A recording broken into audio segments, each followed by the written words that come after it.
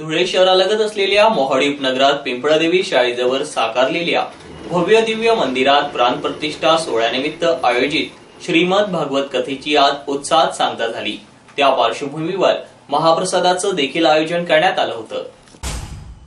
प्रथितयश सामाजिक कार्यकर्ते, व्यावसायिक व पहलवान राजेंद्र शिंदे यांच्या दातृत्वातून मोहाडी उपनगरात मंदिर साकारण्यात आलंय। मंदिरात श्री पिंपळादेवी, श्री महालक्ष्मी माता, श्री महादेव, श्री गुरुदत्त, श्री हनुमान या देवतांच्या प्रतिमांचा प्राणप्रतिष्ठा सोहळा आयोजित करण्यात आला होता। त्यानिमित्त श्रीमद भागवत कथेचं आयोजन करण्यात आलं होतं। यात कथाकार व्यास पंडित रोहित कृष्णा शास्त्री यांनी या श्रीमद भागवत कथेचं निरूपण केलं। आज या श्रीमद भागवत कथेची सांगता झाल्याने महाप्रसादाचं आयोजन करण्यात आलं होतं। तत्पूर्वी धुळे ग्रामीणचे आमदार कुणाल पाटील यांच्या हस्ते आरती करण्यात आली। तसेच आज व्यावसायिक राजेंद्र शिंदे यांचा आजच वाढदिवस असल्याने त्यांना सामाजिक राजकीय पदाधिकाऱ्यांसह आप्तेष्ट मित्रमंडळींतर्फे त्यांचा यथोचित सत्कार करण्यात येऊन त्यांना पुढील वाटचालीसाठी शुभेच्छा देण्यात आल्या। सीता जी से कहा, बोले मैया इतना भोजन हम अपनी नाक में डालें या कान में डालें? बोले क्यों? बोले इतने में क्या होने वाला है, ये छोटे छोटे फुलका नहीं चलेंगे, मोटी मोटी रोटियां लाओ। सीता जी ने सोचा पंडित जी बहुत खाते हैं, अब तो सीता जी बनाने के लिए बैठी, पंडित जी खाने के लिए। सीता जी को परोसने में टाइम लगता है पर पंडित जी को पाने में टाइम नहीं लगता। पाते जा रहे हैं। जितना आटा लगाया था वो सब समाप्त। दूसरी बार फिर आटा लगाया, वो भी समाप्त। 15 बार आटा लगा लिया और 15 बार लगाया हुआ आटा भी समाप्त। सीता जी ने सोचा, अरे राम राम, पंडित जी तो मना नहीं कर रहे हैं, पाते ही जा रहे हैं। प्रातः 10 बजे से भोजन प्रारंभ हुआ, रात्रि के 10 बज गए, पंडित जी पाते ही चले जा रहे हैं।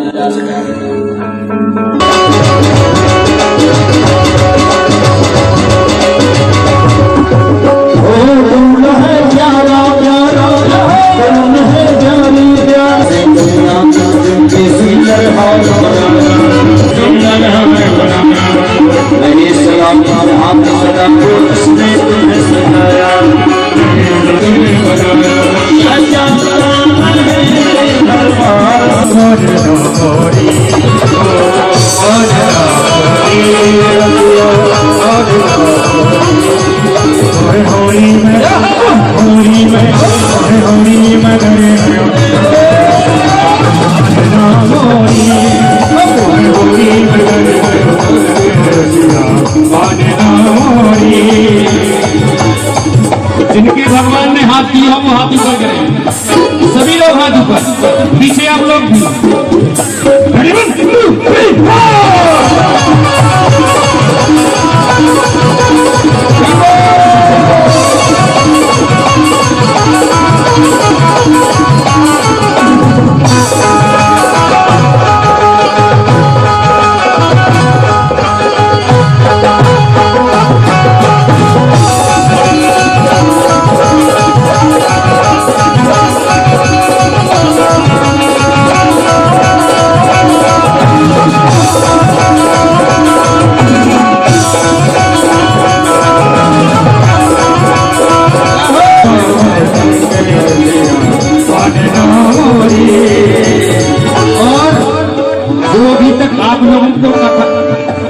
कथा रसवादन करा रहे थे, ऐसे हमारे अंतर्राष्ट्रीय कथा प्रवक्ता पंडित रोहित कृष्णा जी महाराज के लिए जोरदार तालियां बजा दीजिए।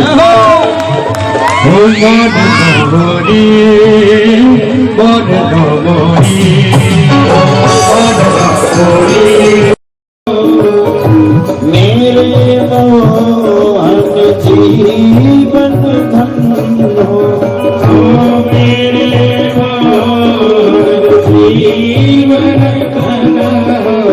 नारी छवि प्राणम में बसा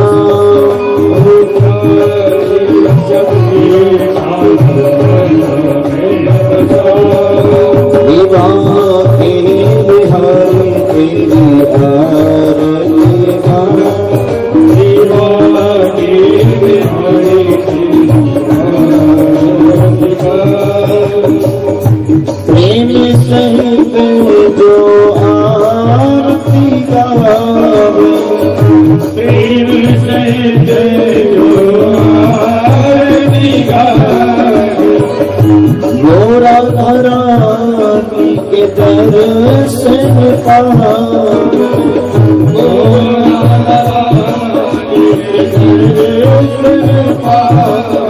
नवीन वर्षाच्या आपल्या सर्वांना लाख लाख शुभेच्छा राजू शिंदे पैलवान यांच्याकडून. सर्वांनी महाप्रसादाचा लाभ घ्यायचा आहे अशी राजूभाऊ शिंदे आणि त्यांच्या सर्व मित्र परिवाराच्या वतीनं आपल्या सगळ्यांना सस्नेह विनंती आहे. तो भगवान का जो आपने वांगमय स्वरूप के द्वारा श्रीमद् भागवत कथा का जो 7 दिवसीय श्रवण किया, इसमें से 2 शब्द भी अपने जीवन में उतार लेंगे तो आपका जीवन धन्य हो जाएगा. यदि आपका वर्तमान ठीक होगा तो आपका भविष्य ठीक होगा. हर माता पिता चाहता है मेरे पुत्र का भविष्य ठीक हो, मेरे पुत्र का भविष्य उज्जवल हो. हर गुरु चाहता है मेरा शिष्य मुझसे आगे बढ़े, इसका भविष्य उज्जवल हो. आज बड़ी प्रसन्नता का विषय है. जैसे ही हमें गर्व होता है हमारे शिष्य आगे उन्नति करते हैं, ऐसे ही हमारे प्रिय शिष्य राजेंद्र शिंदे जी को बहुत बहुत साधुवाद, बहुत बहुत धन्यवाद. एवं उनके जो शिक्षा के गुरु हैं, पहलवानी के जो गुरु हैं, आए हैं इंदौर से पधारे राजेंद्र जी, विजय शिंदे जी, विजय सिंह जी जो पधारे हैं वो विजय सिंह जी देखिए कहीं ना कहीं गुरु की अहम भूमिका है. गुरु गोविंद दो खड़े काके लागो पाए, बलिहारी गुरु आपने गोविंद दियो बताए. यदि भगवान को दिलाने वाला, भगवान के दर्शन कराने वाला भी कोई है तो वो गुरु है. भगवान सीधे दर्शन नहीं देते, भगवान की अनुभूति होती है, एहसास होता है, लेकिन माध्यम गुरु होता है. गुरु ही ब्रह्मा है, गुरु ही विष्णु है, गुरु ही महेश्वर है. शिक्षा के गुरु होते हैं, कान मंत्र के गुरु होते हैं. हमारे हिंदू सनातन संस्कृति में 16 संस्कार होते हैं. ऐसे तो 32 संस्कार हैं जिनमें प्राय 16 संस्कार विशेष रूप से मान्य हैं. और हमारे सनातन परंपरा में गुरु की जो श्रद्धा और भक्ति भाव जो गुरु के प्रति, माता के प्रति, माँ का कभी ऋण पूर्ण नहीं हो सकता. पुत्र जो है वो पुत्र हो सकता है, माता को माता नहीं हो सकती.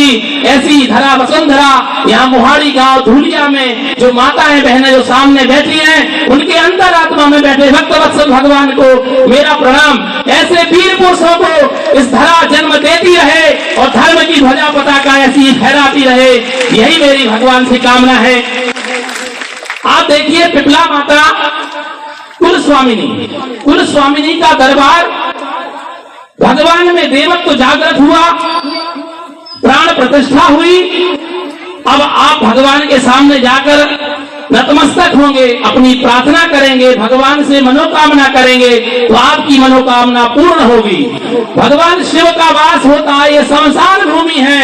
शास्त्रों में आया है स्मशाने स्वाक्रीड़ा स्मर हर पिशाचा सहचरा चिदा भस्माले पा श्रृंगपि निर्करोटि परिकरा अमंगल्यम शीलम तव भवतु नामैवम अखिलम.